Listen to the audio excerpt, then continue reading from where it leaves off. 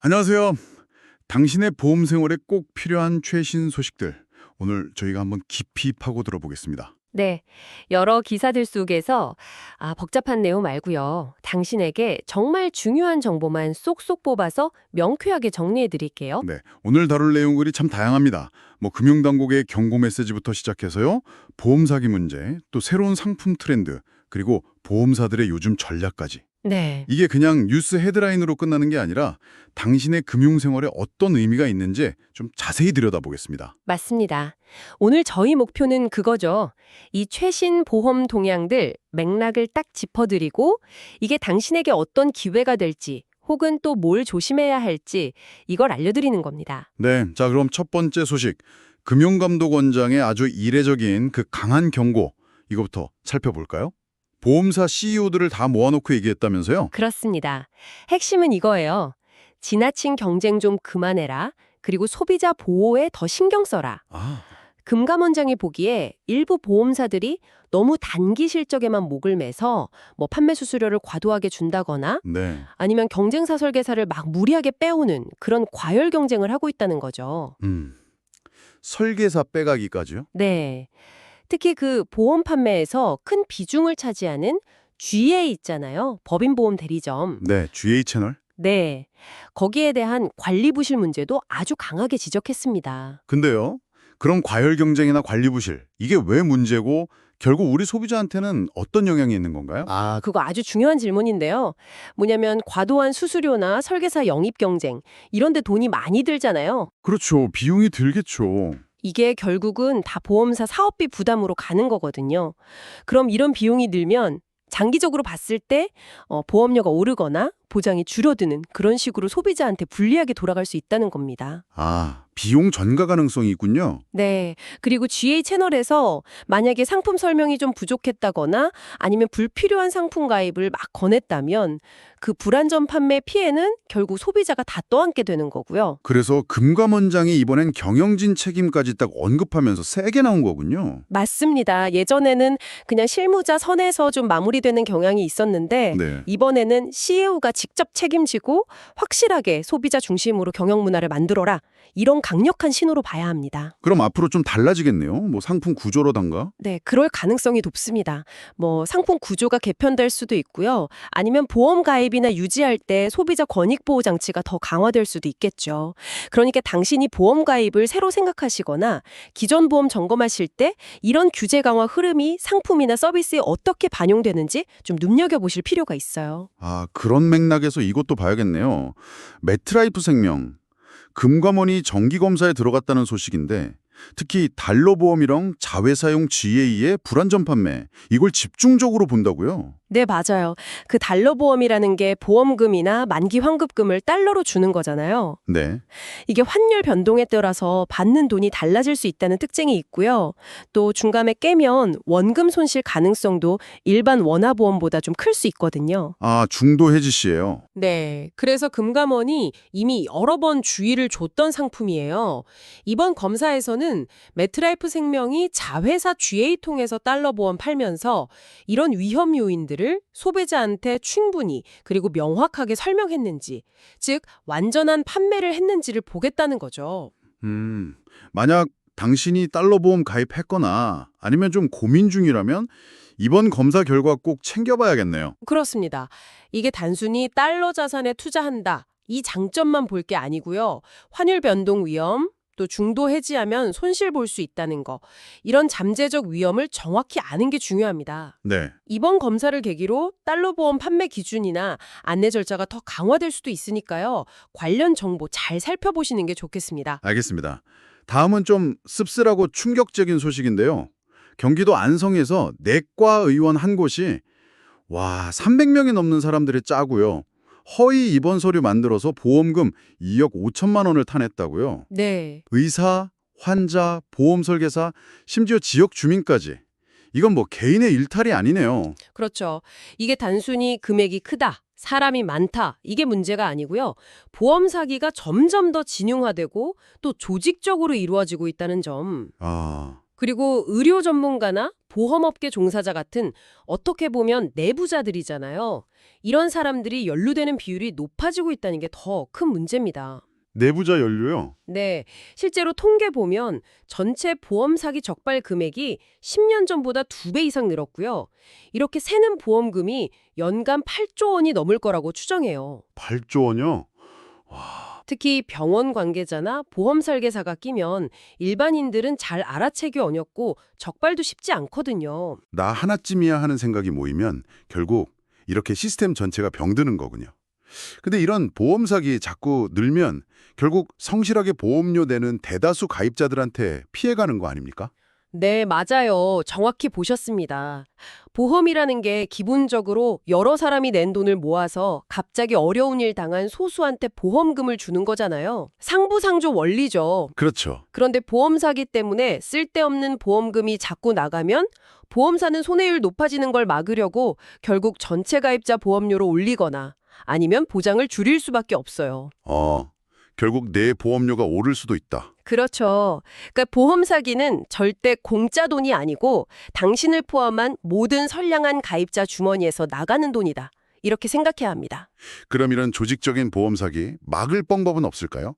근본적인 대책 같은 거요? 전문가들이 여러 가지 방안을 얘기하고는 있습니다. 예를 들면 보험 사기 전과가 있는 사람은 아예 보험업계에 발 못 붙이게 한다거나 네. 아니면 사기 연루자 명단을 공개하자. 이런 얘기도 있고요.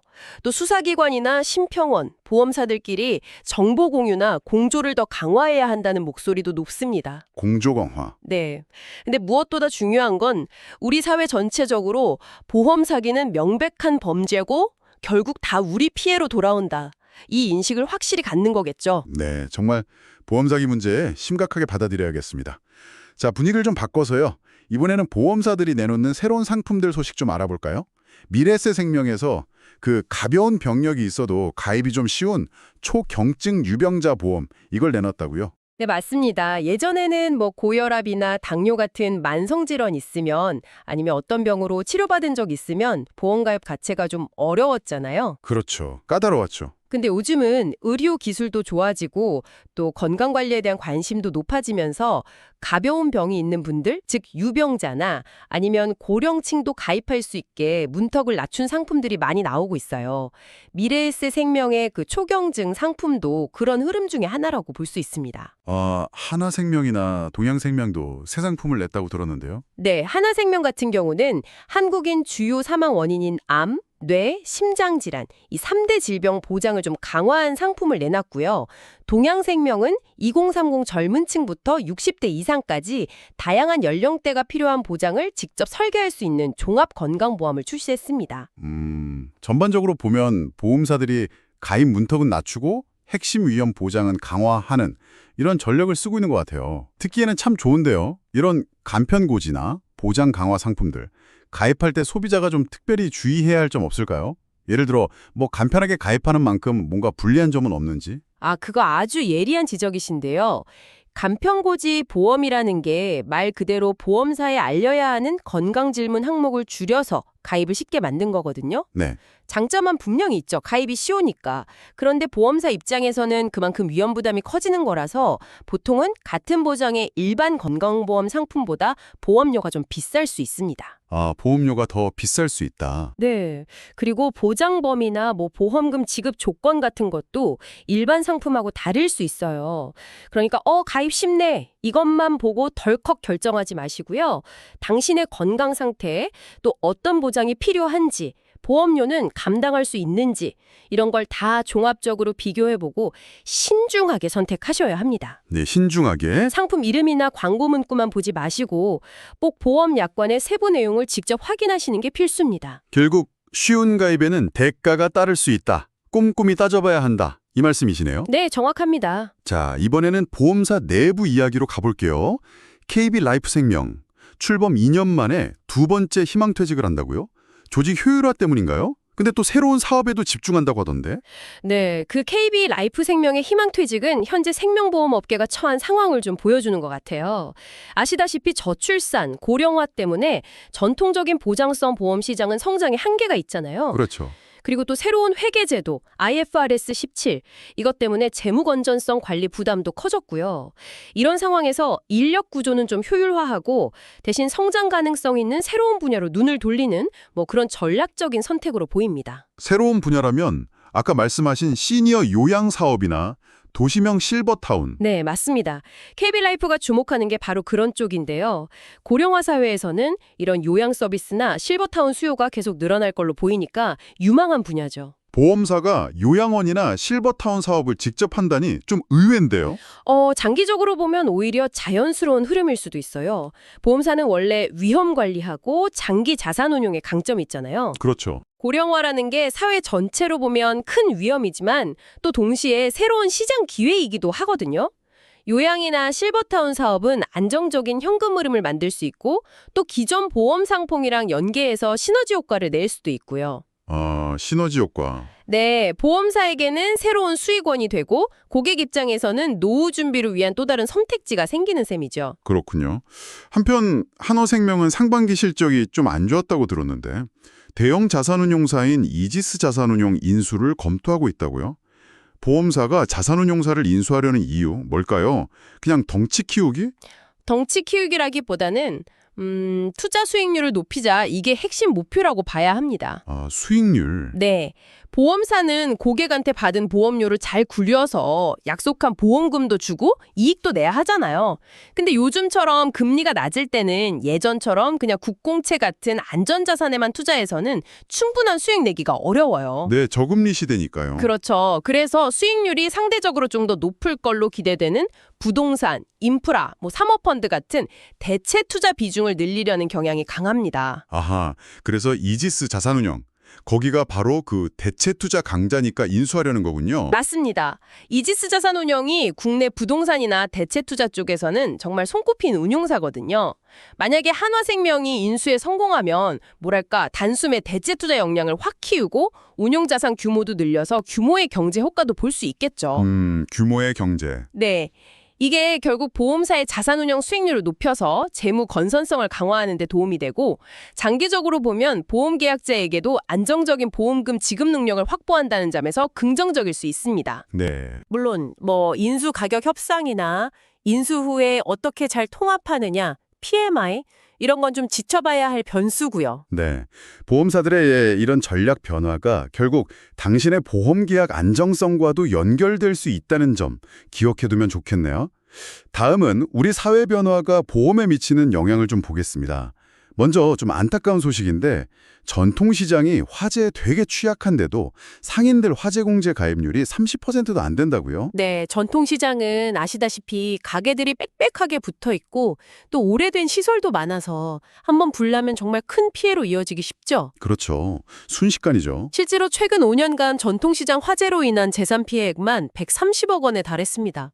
근데 문제는 대부분 상인들이 영세하시니까 보험료 부담 때문에 화재보험이나 공제가입을 좀 꺼리시거나 가입했더라도 보장 한도가 너무 낮아서 실제 피해 복구에는 턱없이 부족하다는 거죠.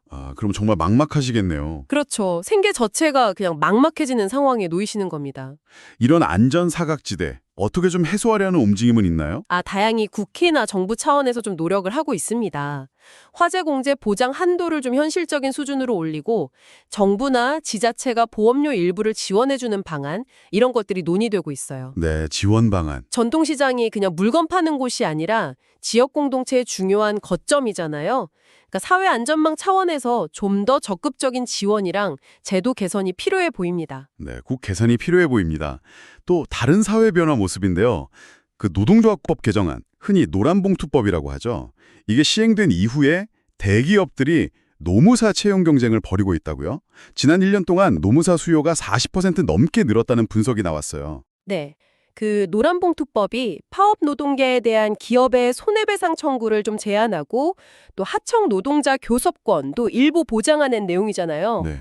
이 법이 바뀌면서 기업들이 노사관계 관리나 관련 법규 지키는 거에 대한 부담이 커진 거예요. 그래서 노동법 전문가인 공인노무사의 역할이 그 어느 때보다 중요해진 거죠. 부담이 커져서. 네, 기업들이 노동 관련 분쟁이나 법적 리스크를 미리 좀 예방하고 관리하려는 수요가 폭발적으로 늘어난 결과라고 볼 수 있습니다. 이게 보험이랑 직접적인 관련은 없어 보이지만 법 개정 하나가 기업 환경이랑 전문직 수요에 이렇게 큰 영향을 준다는 게 좀 흥미롭네요. 그렇죠. 이게 뭘 보여주냐면 기업 경영 환경의 불확실성이 커지고 있고 그에 따라서 리스크 관리의 중요성이 부각되고 있다는 걸 보여주는 사례입니다. 네, 리스크 관리. 앞으로 기업들은 단순히 제품이나 서비스 잘 만드는 것뿐만 아니라 노동 문제, 환경 문제, 사회적 책임, ESG 이런 다양한 분야의 리스크를 얼마나 잘 관리하느냐 이게 기업 가치에 큰 영향을 미치게 될 겁니다. 알겠습니다. 자, 마지막으로 통신사들의 새로운 움직임 소식인데요. SKT, KT, LG U+ 같은 주요 통신사들이 초고령 사회에 맞춰서 시니어 특화 서비스를 막 내놓거나 준비 중이라고 합니다.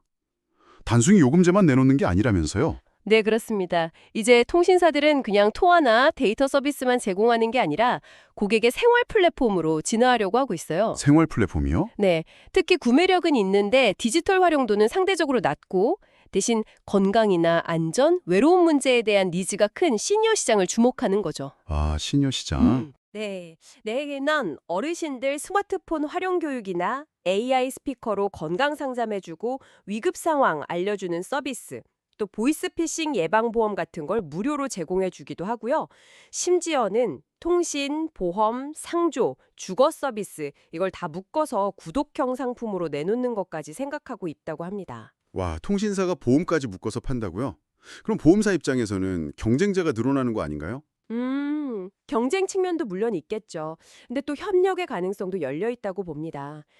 통신사는 고객 접점하고 ICT 기술력이 강하고 보험사는 위험 관리 노하우나 상품 개발 역량이 있으니까요. 서로 협력해서 시너지를 낼 수도 있는 거죠. 아, 협력도 가능하겠네요. 네.